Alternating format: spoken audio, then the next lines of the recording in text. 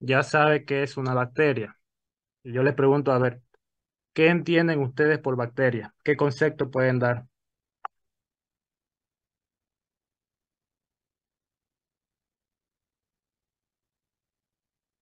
chicos?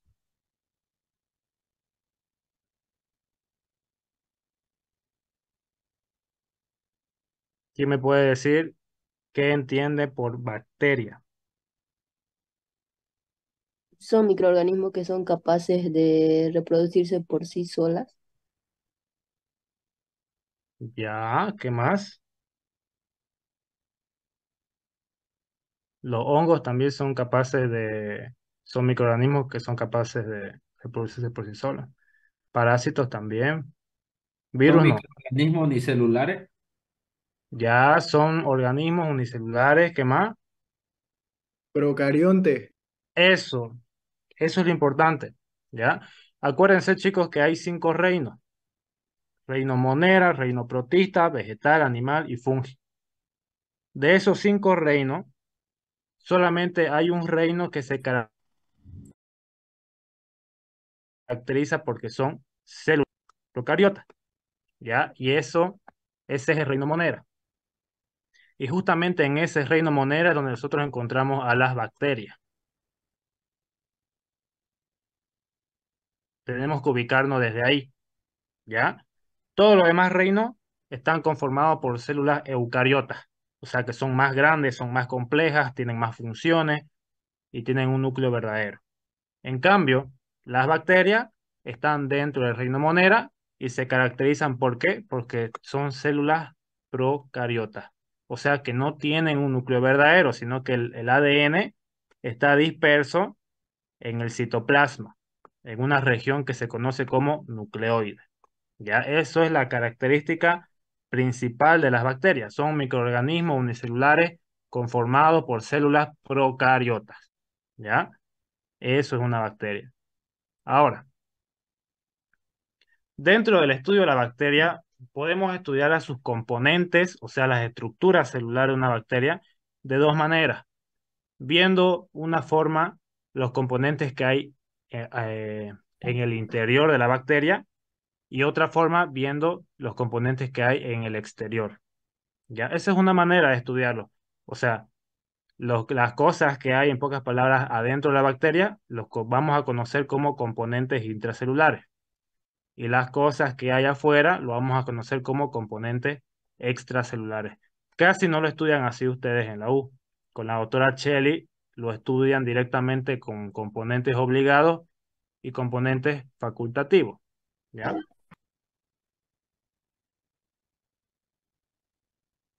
Entonces se lo voy a explicar de esa manera, como obligados y facultativos. ¿Qué es un elemento obligado? ¿Quién sabe? ¿O a qué les suena a ustedes un concepto de elemento obligado? Es porque sí o sí tiene que tener ese componente, ¿no? Si no, moriría la bacteria. Perfecto, eso es un elemento obligado. Es un componente que sí o sí es vital para que esa bacteria viva. Es como nosotros. Si a nosotros nos falta el corazón, nos morimos. ¿No ve? Si nos faltan los pulmones, nos morimos igual. Si es que a la bacteria le falta alguno de estos componentes, no vive. Por eso son elementos obligados, porque sí o sí toda bacteria debe tener. ¿Cuáles van a ser estos componentes? La pared, en la gran mayoría, la membrana, obvio, el citoplasma también, el ADN que sabemos que está en el nucleoide, en la región del citoplasma que se conoce como nucleoide, y sus ribosomas. Entonces, ¿por qué se los estudia de esta manera de elementos obligados y elementos facultativos? Porque muchos de los fármacos que existen tienen sitios de acción justamente en estos elementos, ¿ya? O sea que van a haber fármacos que ataquen a la pared celular, van a haber fármacos que ataquen a nivel de membrana, van a haber fármacos que coagulen o pongan más espeso citoplasma, o otros que alteren el ADN, u otros que alteren la producción de proteínas. Por eso es importante estudiar de esta manera la estructura de las bacterias, ¿ya? Porque justamente estos elementos obligados son los sitios de acción de los fármacos. Ahora, ¿Qué es lo que hace la pared celular? Pregunta de examen, he visto harto en los exámenes esto. ¿Cuál es la estructura que da la forma y protege a la bacteria? La pared celular. Esa es su función, ¿ya? La función de la pared celular es proporcionar la forma a la célula y obviamente brindar protección frente a la presión osmótica, ¿ya? ¿Por qué frente a la presión osmótica? Porque adentro, bueno, afuera, mejor dicho, de la bacteria, existe lo que es una presión que es ejercida por moléculas de agua. Esa es la presión osmótica. Si la bacteria no tuviera esa pared celular, todo el agua que hay afuera entraría dentro de la bacteria y la haría explotar. Entonces, por eso la pared celular también tiene una función de protección. ¿Ya? Ahora, yo creo que ya todos sabemos de qué está compuesto la pared celular de las bacterias. ¿Quién me puede decir? Peptidoglicano y mureína. Pectidoglicano. Péptido glucano. ¿Ya? Perfecto. Mureína es un sinónimo del peptidoglucano. Ahora, este componente es bueno, el componente principal de todas las bacterias en su pared. Pero hay bacterias que no tienen este peptidoglucano como componente principal. Hay bacterias que tienen lípidos, ¿ya? Los ácidos micólicos, esas son las micobacterias. Y hay bacterias que no tienen pared celular, son bacterias muy raras, que generalmente son intracelulares, o sea, que viven dentro de otras células, ¿ya? Como el micoplasma y las clamidias, esas no tienen membrana, pero pared. Pero la gran mayoría de las bacterias, por lo general, tienen su peptidoglucano. La membrana. ¿Qué es lo que hace la membrana? La membrana, nosotros sabemos que es una bicapa lipídica, va a tener sus proteínas y demás, pero aquí lo importante de la membrana es recalcar que tiene la función energética, ¿ya? Aparte de dar también protección, tiene la función de producir energía. ¿Por qué? Porque las bacterias, como son células procariotas, son más simples, obviamente no van a contener mitocondrias en su interior. Todas las demás células tienen su organelo encargado de producir energía. Las bacterias no tienen organelo. Entonces, ¿cuál es el componente que tiene la función energética en la bacteria? Es la membrana. Eso es importante, ¿ya? Del citoplasma casi no preguntan. Sabemos que el citoplasma no es más que un líquido donde está disperso sus componentes, ya que proteínas, que minerales y demás. El nucleoide, del nucleoide, ¿qué es lo que tenemos que hablar? Tenemos que hablar que obviamente ahí va a estar contenido el ADN, ¿ya? Y que generalmente el ADN de una bacteria es un cromosoma único y circular. ¿A qué se refiere con único y circular? Se refiere a que solamente va a tener un paquete de ADN. Nosotros, las personas, los seres humanos, tenemos 23 pares de cromosomas, ¿ya? O sea que tenemos 46 cromosomas. En cambio, las bacterias solamente tienen un cromosoma. A eso se refiere, ¿ya? Y se refiere a que el ADN va a tener un comienzo, no importa si está enrollado y demás, pero de ese comienzo se va a unir al final. No tiene no tiene un inicio y un final, por así decirlo. Por eso se dice que es circular, no porque sea redondito, ¿ya? Y lo más característico es que no tiene membrana nuclear, por eso son procariotas.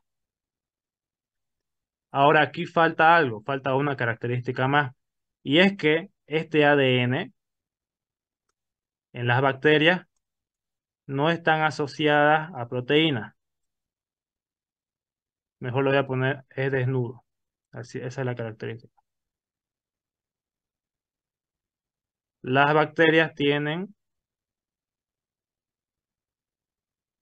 ADN desnudo. ¿A qué se refiere con ADN desnudo? de que esas bacterias, el ADN no está asociado a proteínas histonas. Acuérdense ustedes que el ADN para los eucariotes sí o sí tienen que estar enrollado y reenrollado y superenrollado. ¿Ya? Eso lo hacen porque justamente están asociados a proteínas histonas y no histonas. En cambio, el ADN de las bacterias es más simple y como está simplemente disuelto en el citoplasma, no necesita de esas proteínas para envolverse, ¿ya? Por eso se dice que tiene un ADN desnudo, sin asociarse a proteínas. ¿Qué más? Los ribosomas, sabemos que la función de los ribosomas es sintetizar proteínas, pero acá lo importante es que hay que recalcar que los ribosomas de las bacterias son 70S, ya son más livianos. De las células eucariotas son 80S, son más pesadas.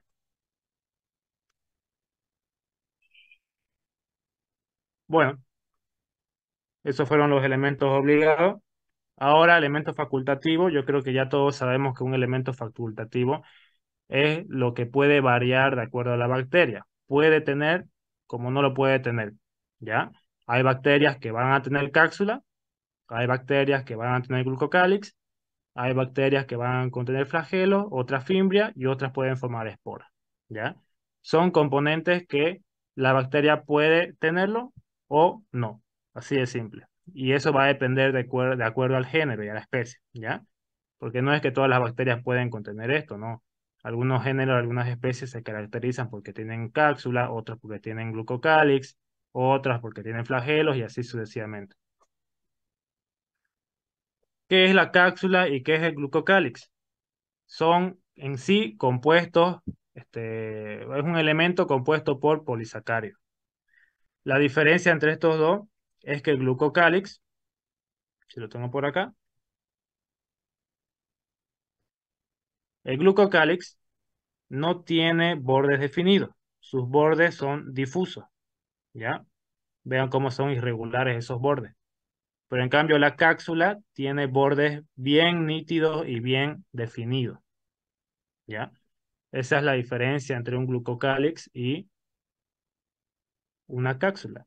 Otra diferencia es la función, porque el glucocálix, a pesar de ser también compuesto por polisacárido, tiene función de adherencia, pero, pero la cápsula tiene otra función, que es ser la función de antifagocitosis, ya función antifagocitaria, porque viene una bacteria y se lo fagocita, pero no se muere, ya, y eso es gracias a su cápsula. Otro componente, los flagelos, sabemos que son elementos de locomoción compuestos por flagelina y que de acuerdo a cuántos flagelos tiene una bacteria se los va a clasificar, ¿ya? Fimbria o pilis no son los mismos. Bueno, en sí vendría a ser lo mismo, solamente que se los diferencia de acuerdo a la función que cumplen.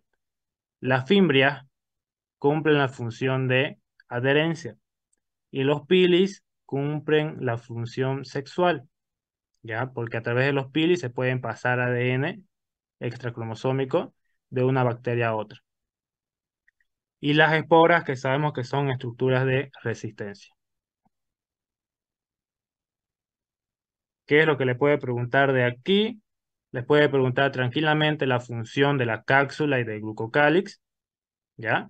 Les va a preguntar, yo creo, sí o sí, la clasificación de las bacterias de acuerdo a los flagelos, átrica, monótrica, anfítrica, todo eso, sí o sí le va a preguntar, por lo menos de una de las perítricas.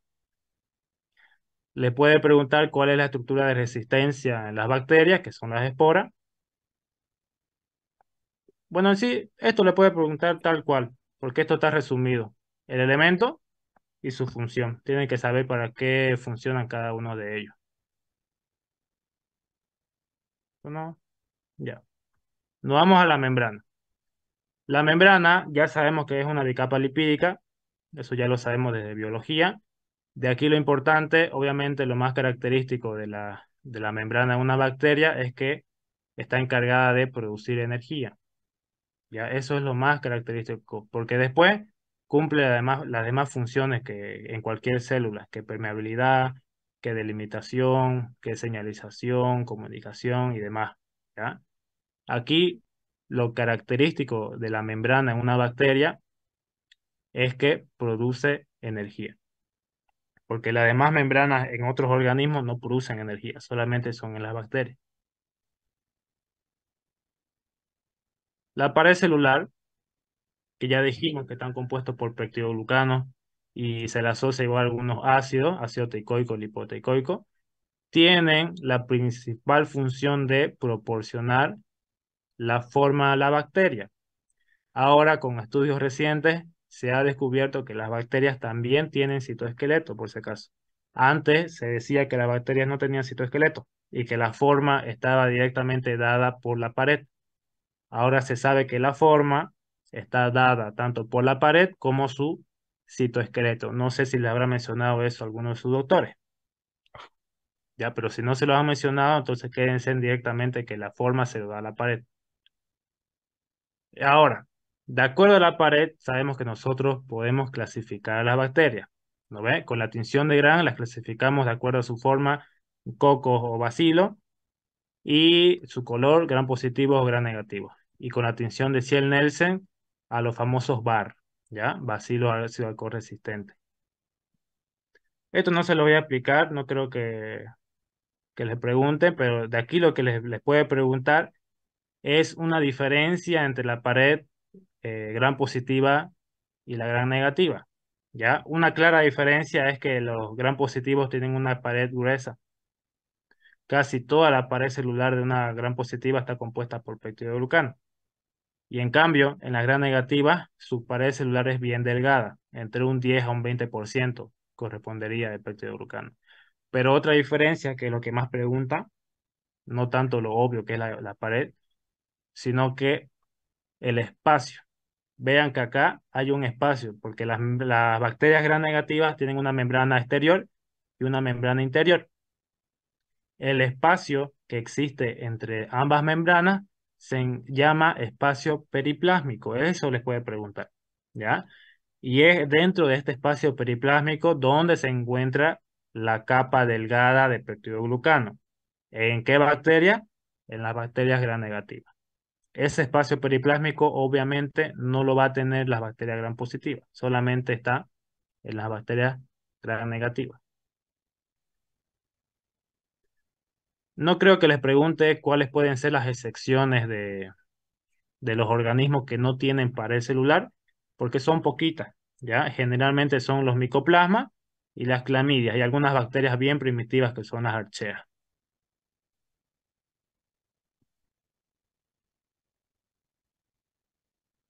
La forma no creo que les pregunte, yo creo que es algo muy básico que todo el mundo ya sabe, ¿no? ¿Cuáles son las formas de las bacterias? Principalmente los redonditos son cocos, los bastoncitos son bacilos.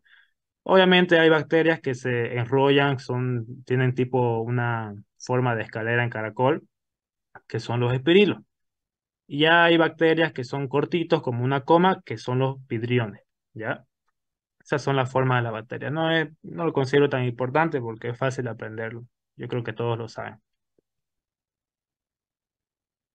Bueno, lo que les decía del glucocáliz y la cápsula, ambos están conformados por polisacáridos, ¿ya? La diferencia está en que el glicocálix es una estructura que no es rígida, es semifluida, podemos decirlo, y que tiene sus bordes difusos, ¿ya? Es irregular, con bordes irregulares, pero la cápsula tiene bordes definidos, ¿ya? Y es más rígida. ¿Para qué funcionan cada uno? Glucocálix tiene una función de adherencia a superficies lisas no descamativas.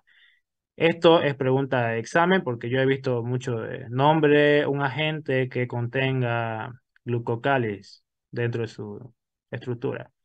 Y el principal agente que tiene este glucocálix es el Streptococcus mutans, ¿ya? El que causa las caries. Gracias a que este Streptococcus tiene glucocálix, se puede adherir a las células de los dientes y empezar a producir las caries. Ahora, ¿cuál es la función de la cápsula? Lo que les dije antes, principalmente tiene una acción antifagocitaria. Cuando viene una célula, un polimorfo nuclear, o sea, un leucocito, y se lo come, celofagocita, no se va a morir porque esta bacteria tiene cápsula y puede llegar a vivir en el interior de esa célula, de ese leucocito. Esto sí o sí les va a preguntar, ¿ya? Sí o sí tienen que saber la clasificación de las bacterias de acuerdo a los flagelos. La función de los flagelos sabemos que es proporcionar motilidad a la bacteria, ¿ya? Y sabemos que la bacteria se va a mover a donde hay nutrientes y también que va a buscar escapar de las sustancias tóxicas que el organismo produzca. Pero lo importante, le voy a repetir, lo importante de acá es que ustedes puedan diferenciar a una bacteria perítrica, porque las bacterias perítricas son aquellas que tienen flagelos por toda la superficie de su membrana, ¿ya? Estas son las perítricas. A veces pregunta también las anfítricas, que las anfítricas son las que tienen mechones, ¿ya? Como unos 5 para un lado y 5 al otro lado, pero están en los extremos. Y los fótricas solamente son los que están en un extremo, como lo están viendo acá. Y monótrica es el que tiene un hito. De aquí lo que pregunta, lo que yo he visto que pregunte, es más que todo la perítrica y la alofótrica. Pero la perítrica sí o sí, un microorganismo que tenga flagelos perítricos, quién sabe.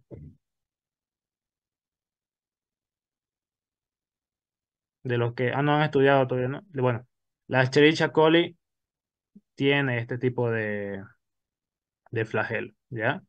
Son flagelos perítricos, la Escherichia coli.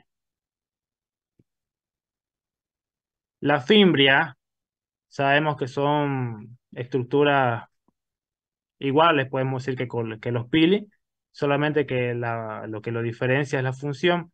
Las fimbrias tienen una función de adherencia, gracias a una subunidad, ¿ya? Que tiene una punta. Entonces, gracias a esta puntita, se puede unir a diferentes receptores de una célula, en la membrana. Entonces, por eso tiene la función de adherencia. Pero en cambio, el pili sexual está compuesto igual por pilina, solamente que lo que hace es poder realizar la conjugación bacteriana. La conjugación bacteriana es esto, lo que están viendo aquí. A veces preguntan los exámenes, ¿qué es la conjugación bacteriana? Es simplemente la transferencia de material genético de una célula a otra a través de su pili sexual, ¿ya? Entonces, acá hay una célula. Esta célula tiene aquí material genético y a través del pili sexual va a agarrar y va a tocar a la otra célula y se van a unir. Entonces, este pili sexual va a actuar como si fuese un canal, ¿ya? Y a través de ese canal se va a empezar a transmitir este material genético que se está sintetizando. Y así la bacteria va a tener ese material genético, ¿ya? De una pasó a la otra a partir del pili sexual.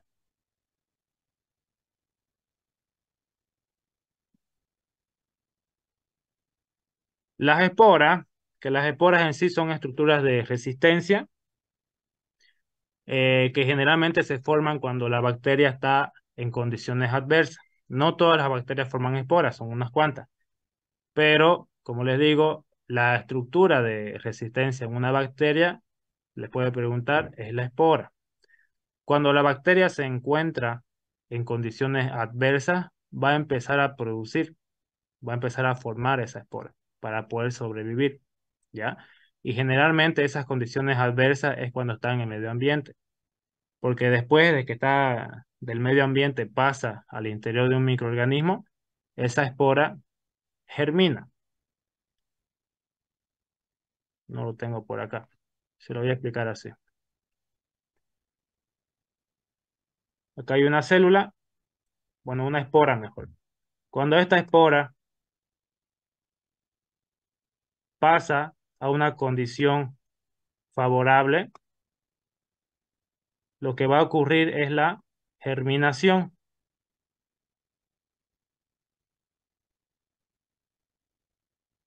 Germinación, ¿ya?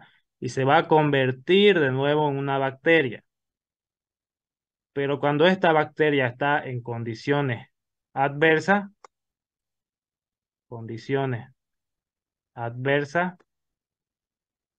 lo que ocurre es un proceso contrario, que se conoce como esporulación. es por ovulación. Ya ustedes lo anotan.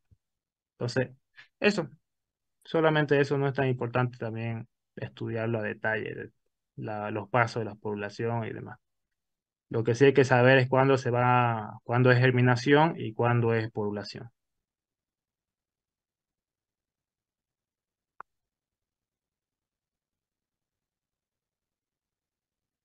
Ya. Nos vamos a pasar a otro tema, a la patogenia bacteriana. ¿Ya? Para hablar de patogenia bacteriana, primeramente tenemos que hablar de cómo se relacionan los microorganismos con los seres vivos.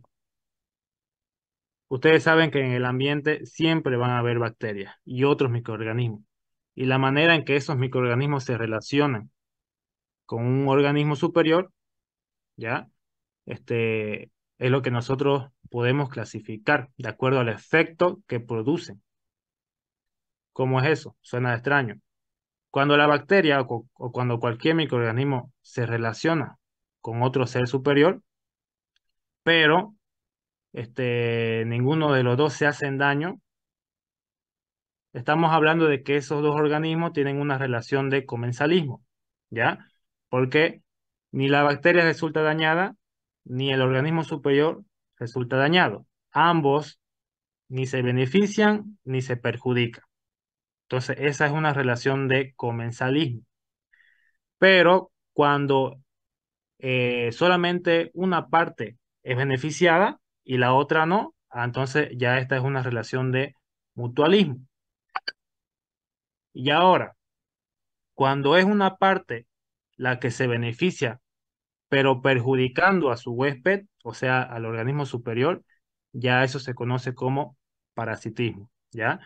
En pocas palabras, esta relación, de acuerdo a los microorganismos, se basa en el efecto que produce un organismo sobre el otro. Si es que no hay efecto ni el uno ni el otro, es comensalismo. Si es que solamente uno se beneficia, ¿ya? Bueno, y igual el otro le ayuda, en pocas palabras, al microorganismo, estamos hablando de mutualismo. Pero si es que uno se beneficia y el otro sale perjudicado, esa ya es parasitismo. Las bacterias que cumplen con esta relación de parasitismo son las que nosotros consideramos como bacterias patógenas, ¿ya? Y ahora, estos microorganismos que no se relacionan, no tienen relación con otro organismo en sí, se los van a conocer como saprófitos, ¿ya? Por si acaso. Y estos saprófitos son los que generalmente están en el medio ambiente y generalmente no ingresan al interior de un organismo ni se relacionan con él, por eso son saprófitos.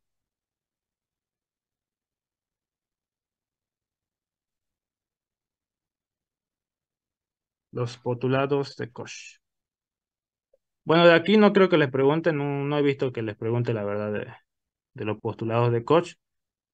Eh, lo que sí les puede preguntar es cómo se clasifican las bacterias, ¿ya? Las bacterias se pueden clasificar en bacterias patógenas, bacterias oportunistas y bacterias saprófitas. Y eso se logró gracias justamente a esta clasificación o los postulados de Koch, ¿ya? Fue a través de estos postulados que se logró clasificar de esta manera las bacterias. ¿Qué es una bacteria patógena?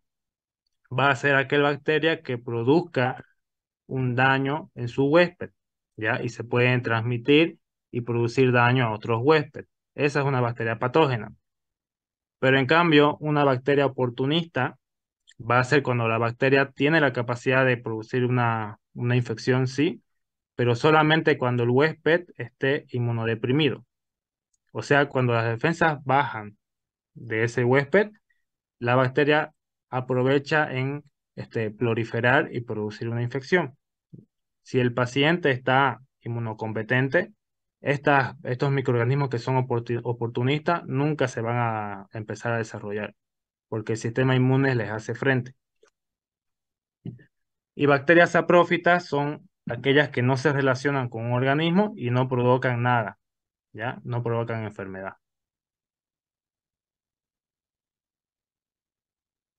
No creo que les pregunte de la microbiota. La microbiota son microorganismos en sí que están de manera natural de nuestra piel y nuestras mucosas, ¿ya?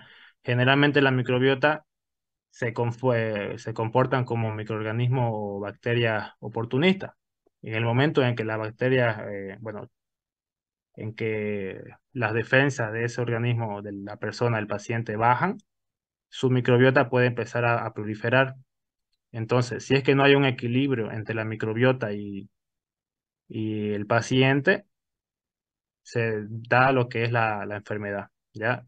Pero es por un desequilibrio. Cuando las bacterias empiezan a aumentar en volumen, o bueno, en cantidad, y las defensas no le hacen frente, entonces ahí es cuando se da la infección. Esto no creo que les pregunten, no he visto que les pregunten mucho, pero lo que sí tienen que saber de aquí es qué es infección y qué es enfermedad y qué es tiempo de incubación. No es lo mismo, a ver, yo les quiero preguntar a ustedes, ¿infección es lo mismo que enfermedad? No, ¿Por qué no es lo mismo?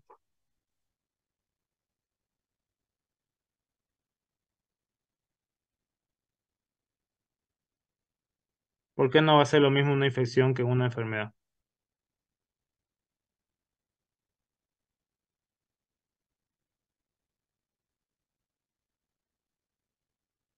Chicos,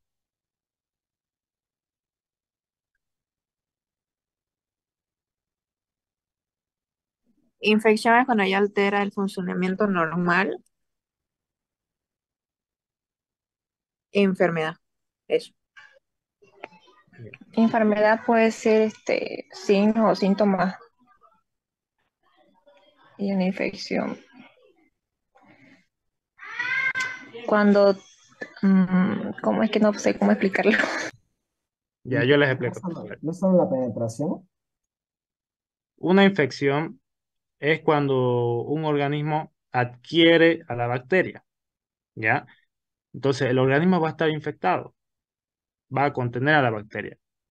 Pero cuando esa bacteria ya produce un daño en ese organismo, se convierte en enfermedad, ¿ya? Es como que un ejemplo, miren, imagínense una ITS,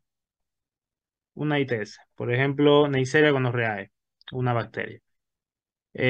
Dos personas, bueno, tienen relaciones y el hombre le contagia a la mujer. Entonces la mujer al principio va a estar infectada porque no sabe que tiene esa bacteria.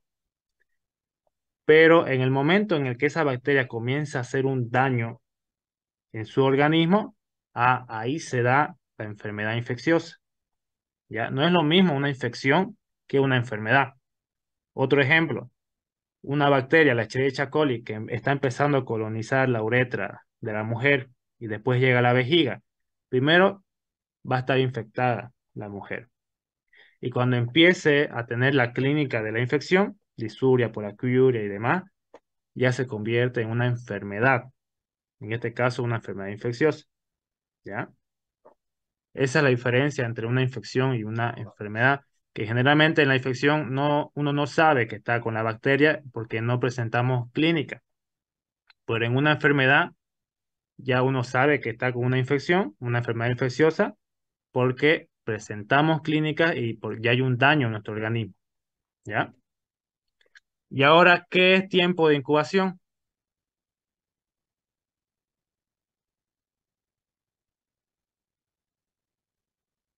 Va, tiempo de incubación, perdón. El, claro, tiempo de incubación, periodo de incubación, iba a decir, pero es lo mismo. ¿Qué es eso, chicos? ¿Quién sabe? El tiempo que pasa del momento de la infección hasta la enfermedad. Perfecto. Es el tiempo que transcurre desde que adquirimos un microorganismo hasta que se presentan los síntomas, la clínica. Ya ese es el tiempo de incubación. Tienen que saberlo porque es importante. De aquí lo importante es que sepan esos tres conceptos: infección, enfermedad y el tiempo de incubación. Aquí está. Infección, desde la adquisición y hasta que empieza a darse en sí el proceso infeccioso. ¿Ya? Generalmente no tenemos clínica. Enfermedad es cuando ya sí o sí tenemos la clínica correspondiente porque se provoca un daño en el organismo de ese huésped.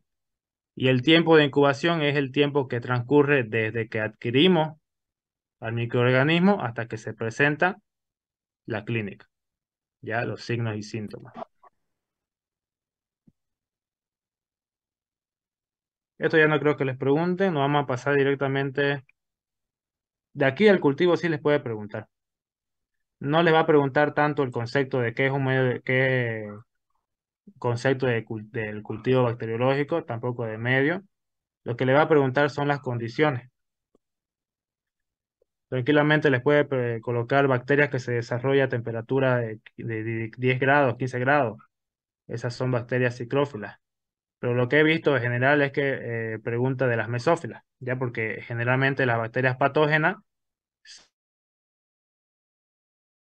se desarrollan a esta temperatura entre 30 a 40 grados, que son mesófilas, ¿ya? De acuerdo al pH también se puede clasificar menos de 3 el pH acidófila, entre 6 a 8 neutrófila, más de 10 alcalófila. Uy.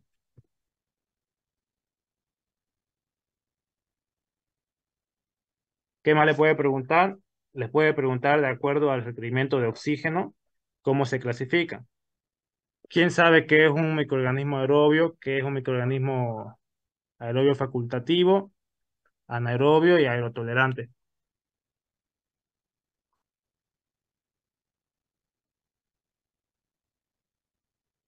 ¿Quién se acuerda de eso?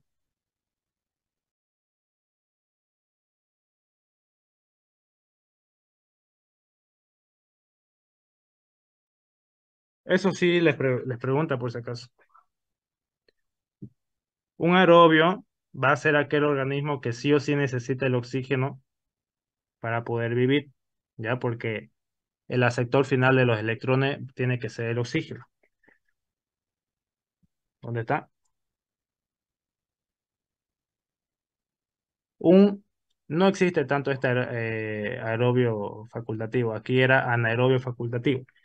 El anaerobio facultativo es aquel que no necesita el oxígeno en sí para poder pues, vivir, pero tolera pocas cantidades, ¿ya? Por si acaso.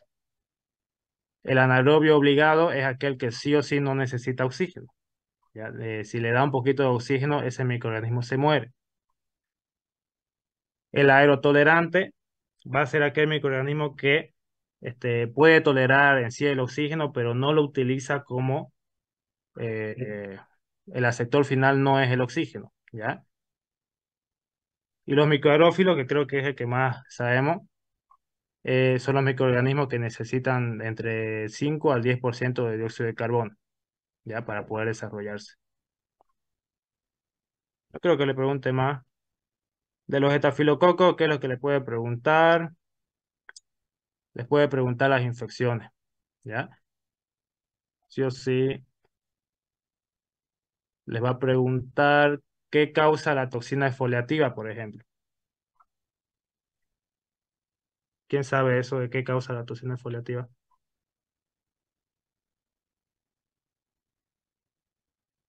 El de la piel escaldada. Eso, ¿ya? El síndrome de piel escaldada se produce por esta toxina aquí, por la toxina exfoliativa. Después no creo que les pregunte más. El epidermidis, un microorganismo oportunista que generalmente infecta prótesis. Del saprofítico, lo que más le puede preguntar es que produce infección urinaria en mujeres sexualmente activas. De acá les puede preguntar la rotia mucilaginosa, porque lo tenemos de manera normal en las narinas, o sea, en el tracto superior, respiratorio superior, ¿ya? ¿Qué provoca? Puede provocar endocarditis o sepsis. De aquí lo que les puede preguntar sí o sí va a ser la clasificación del Lancefiel. ¿Quién sabe esa clasificación?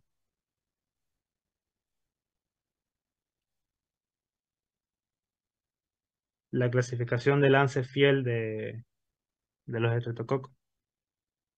Acuérdense que estos estreptococos se pueden clasificar de acuerdo a los antígenos. Esa es la clasificación del Lancefiel.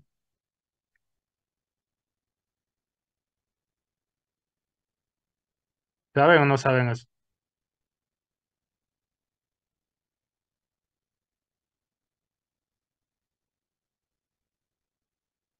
Estreptococcus pyogenes. ¿A qué grupo pertenece de la clasificación de Lancefiel? A, Perfecto, grupo A. Agalactiae. el grupo B. Bien, el grupo B. Neumoniae. No tiene grupo. Perfecto, no tiene grupo. ¿Y el Viridans? Tampoco tiene grupo. Lo podríamos clasificar algunos en el D, pero si la doctora le dijo que no tiene grupo, está bien. Algunos lo clasifican dentro del D. Ya, esa es una manera de clasificarlos. ¿Qué es lo importante de acá? Que ustedes tienen que saber en qué lugar del cuerpo pueden estar presentes estos microorganismos. Por ejemplo, dentro bueno, el Streptococcus pyogenes tiene como hábitat natural en sí lo que es el tracto respiratorio superior, ya, la garganta, y lo podemos tener también en la piel, pero principalmente el tracto respiratorio superior, la garganta. Lo que es la Galactiae está de manera normal, no en todas las mujeres, pero hay maneras que son portadoras en la cavidad vaginal, en la mucosa vaginal, ¿ya? Lo que es el Streptococcus pneumoniae también está de manera normal en la cavidad oral, o sea, en el tracto respiratorio superior. Y el Viridans también está en la cavidad oral. Aquí no se ve, bueno, en mi copo no me sale, pero están los enterococos. Los enterococos antes eran conocidos como estreptococos en sí del grupo D, ¿ya? Pero ahora se los clasificó directamente en otro género, que son los enterococos, pues, ¿no? Estos enterococos, por si acaso, están de manera normal, como dice su nombre, entero, en el tracto gastrointestinal. Ahora, ¿qué es lo que tiene que saber de aquí? De aquí del piógene tiene que saber esto, que su principal factor de virulencia es la proteína M, ¿ya? Porque le da capacidad de resistir a la fagocitosis. En el Agalactiae podrían colocar que pueden ser cepas, algunas son capsuladas, pero no es tan importante. Lo importante de la Agalactiae es que sepan que sí o sí puede producir estas tres infecciones en el recién nacido. Puede producir oftalmia, ya aquí falta oftalmia, sepsis, neumonía y meningitis.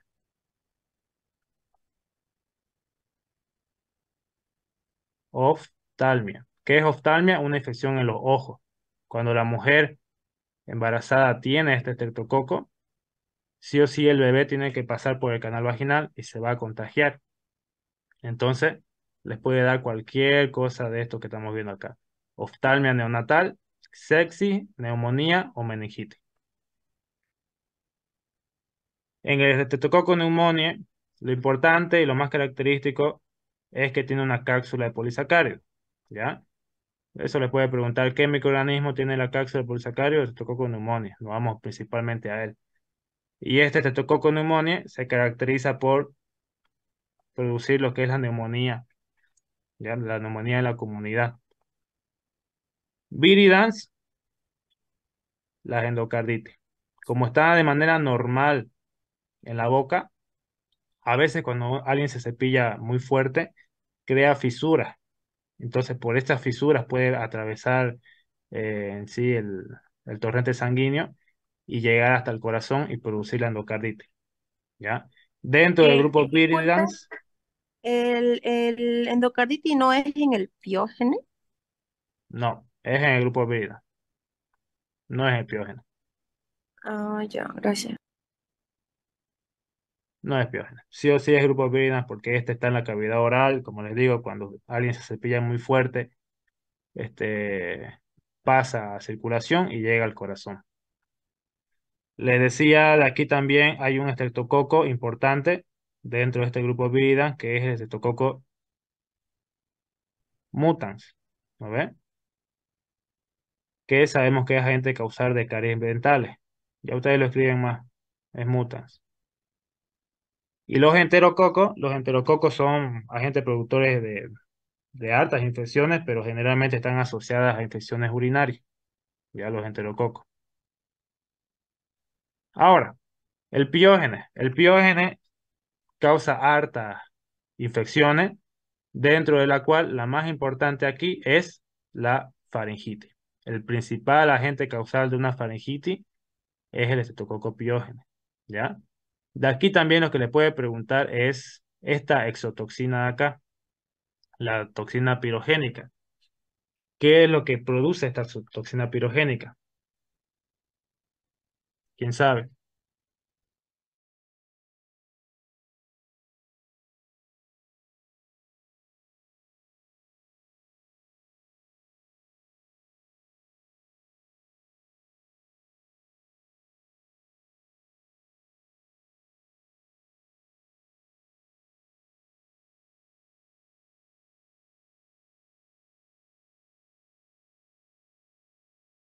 ¿Nadie sabe? Esto es importante. La toxina pirogénica en el estreptococo piógene es importante porque produce la erisipela y la escarlatina, ¿ya? Eso. Bueno, yo creo que fue suficiente. Ya han tenido muchas oscilaturas. Vamos a resolver modelos de examen y nos retiramos.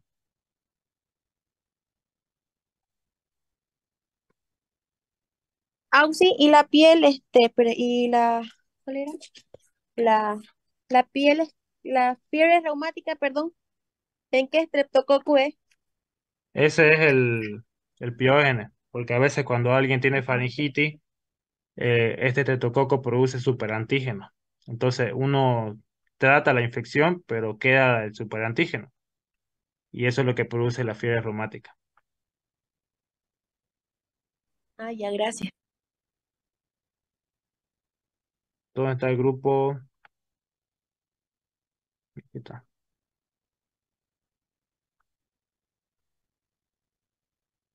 Disculpe, cuando dijo lo que es la exotoxina pirógene, la erisipela escarlata, ¿de qué estreptococo estamos hablando? De piógene. Ah, ya, gracias.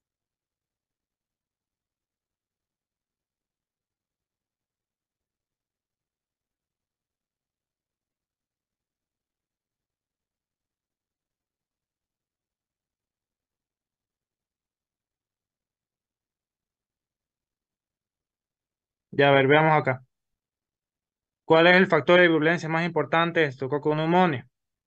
Eso ya sabemos, La facilito. cápsula. Ajá, la cápsula. Nombre de una secuela post-estreptocócica.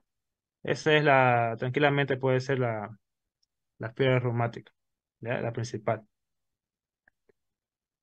Toxina folativa, causante de piel escaldada producida por, ¿quién produce esta toxina folativa? Perdón, auxiliar, ¿qué dijo? ¿Cuál es el factor de violencia más importante de la tuberculosis? Del estreptococo neumonía, siempre el más importante va a ser su cápsula. ¿Era el Piógenes ese? No, neumonía.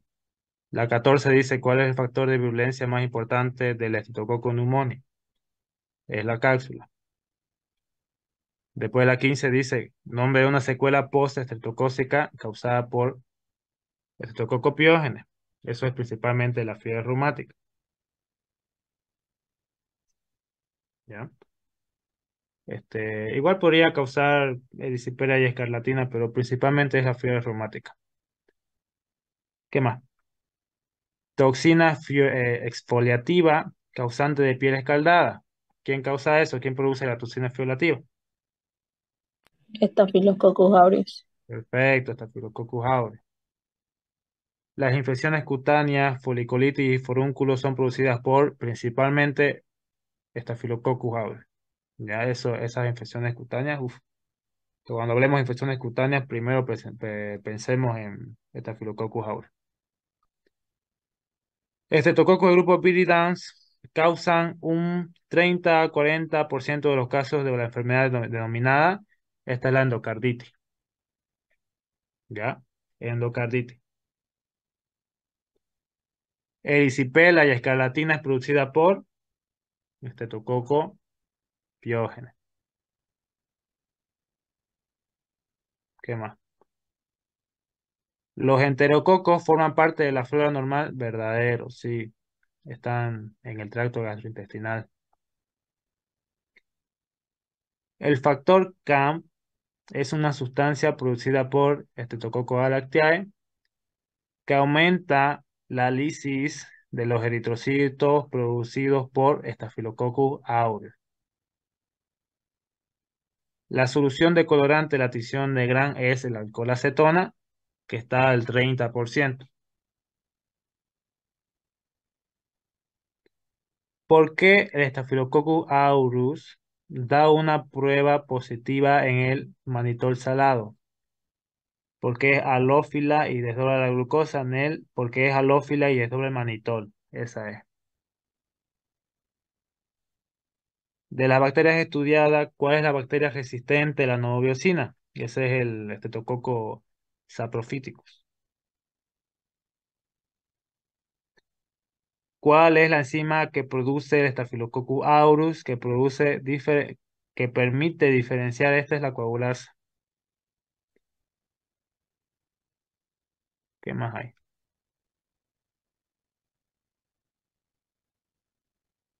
Ay, nos olvidamos hablar de la división.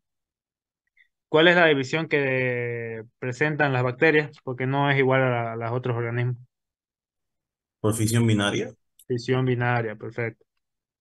Dice, para muchas bacterias en condiciones óptimas, la división celular, o sea, por fisión binaria, ocurre, esto era cada 18 a 20 minutos, ¿ya?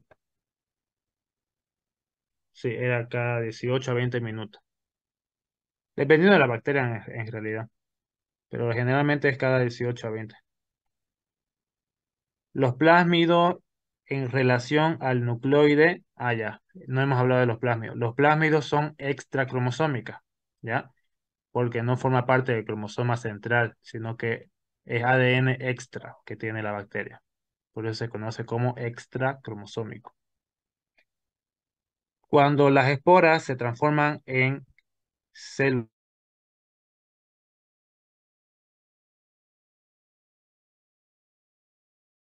condiciones favorables, condiciones óptimas. Ahí recién germinan. Nombre dos factores físicos que requieran las bacterias para su crecimiento. Temperatura y pH.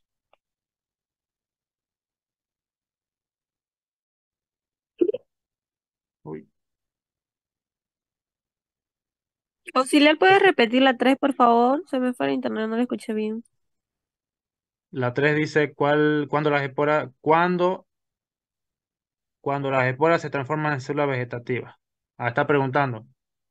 Se transforman en células vegetativas solamente cuando están en condiciones favorables, condiciones óptimas, ¿ya? Ahí recién germinan, le decía. La 4 dice dos factores físicos para que las bacterias se desarrollen. Eso es el pH y la temperatura principalmente. A las bacterias que no utilizan el oxígeno para su desarrollo, pero pueden tolerarlo, ¿qué son? ¿Quién me puede decir eso? Anaerobias. Anaerobio Anaerobio ligado.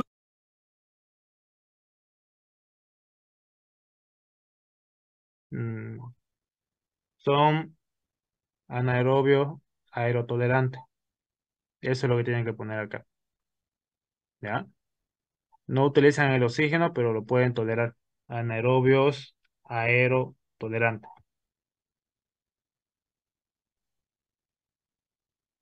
¿Qué más?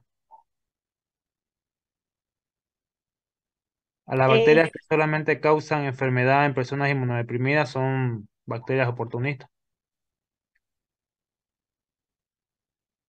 Aparte de las fimbrias, ¿qué otra estructura bacteriana sirve para la adherencia? Oportunista dijo, Sí, son oportunistas. Glicocálix. Glicocales aquí. Glicocales. Las toxinas que se convierten en toxoides sirven para... Son las... Ah, ya. Esto sí, déjenme recordar un poquito porque hasta que me acuerde, vamos a tener a las endotoxinas y a las exotoxinas, ¿ya? Esos dos tenemos. Mm, mm, mm, mm. Alguien que lo tenga presente antes que me acuerde yo.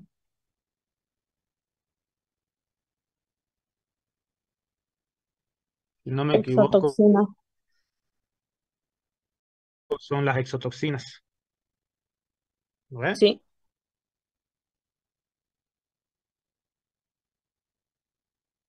Sí, son las exotoxinas. ¿Quién sabe la diferencia entre una exotoxina y una endotoxina? Porque aquí lo que le puede preguntar no es tanto la diferencia, pero les podría preguntar también quién produce endotoxinas y quiénes producen exotoxinas.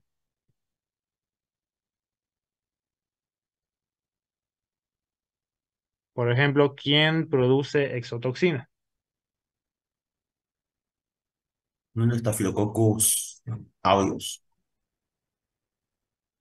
Sí, pero me refería más que todo dentro de la clasificación de la obtención de gran positivos o gran son los que negativos. son los que Gran positivas. producen y liberan, forman parte de la bacteria.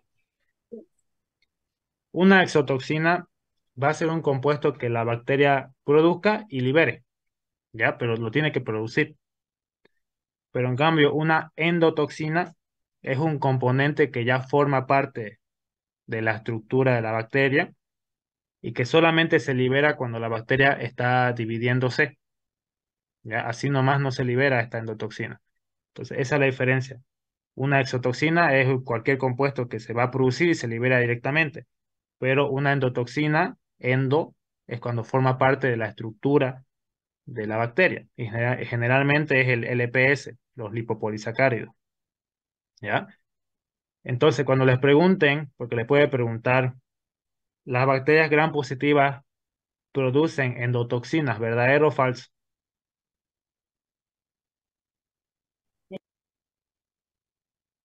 ¿Mm? Bacterias gram positivas producen endotoxinas, verdadero o falso. ¿Verdadero? No, Falso. falso. ¿Por Falso, qué? porque es gran negativa. Porque solamente las bacterias gram negativas tienen los LPS, los lipopolisacáridos, ¿ya? Los gram positivos no tienen lipopolisacáridos. Bueno, pero volvamos a esto. Decía, las toxinas que se pueden convertir en toxoides son las exotoxinas, ¿ya? No las endotoxinas. ¿Cuál es la acción de la proteasa IgA? Es desdoblar o destruir esta IgA, hidrolizar la IgA. Esa es la palabra correcta. Hidrolizar la IgA. ¿Cuál es la acción de las hemolicinas? ¿Quién sabe esto? ¿Cuál es la acción de las hemolicinas?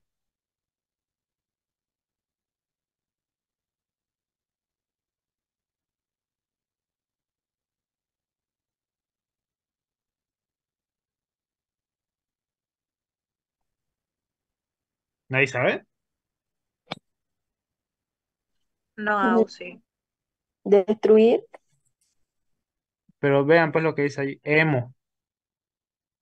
Cada vez que ustedes escuchen hemo, asocian con sangre, pues. Y dentro de la sangre lo principal, el componente principal que hay son los eritrocitos.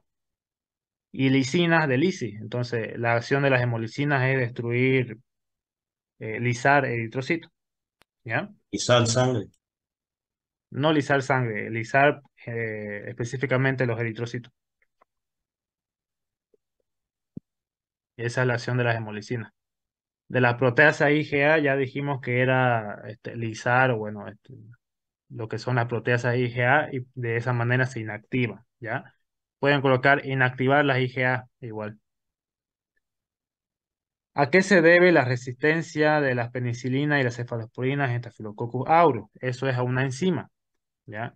Son enzimas beta-lactamasas.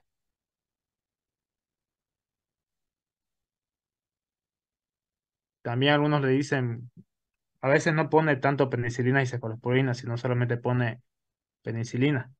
En ese caso son solamente penicilinasa.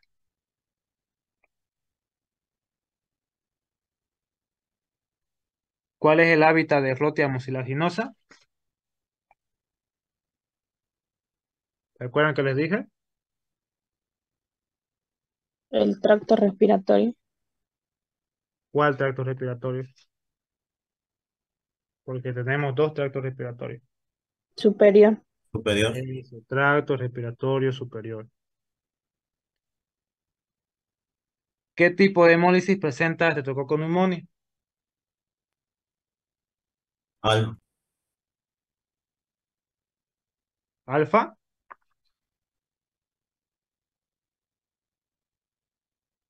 Si dijeron alfa, sí. Sí.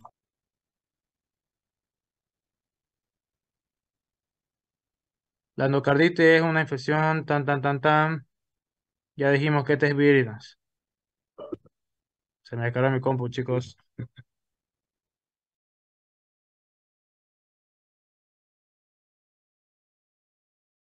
Ah, sí, tengo una pregunta de modelo de examen, pero es impresa y en vano que le mande la foto, y se ve muy bien. Que dice, ¿cuál es el factor de virulencia más importante de Streptococcus pneumoniae, que también es la base para la preparación de vacunas?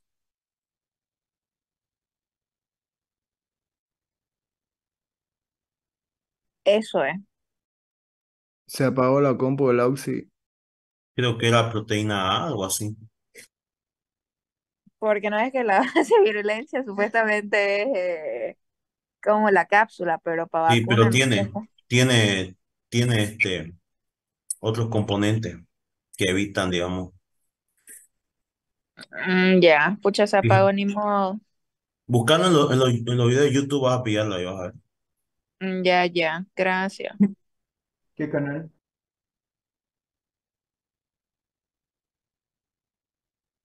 Hay varios, pues, ahí para buscar.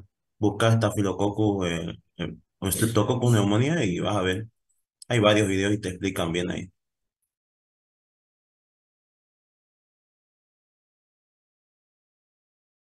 Bueno, ahí creo que llegó porque se le apagó su compu.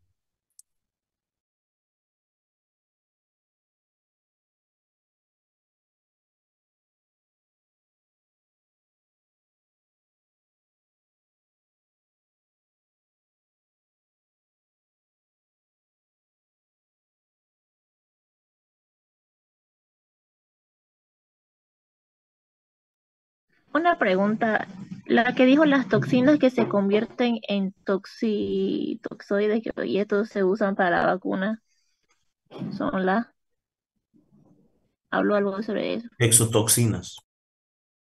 Gracias.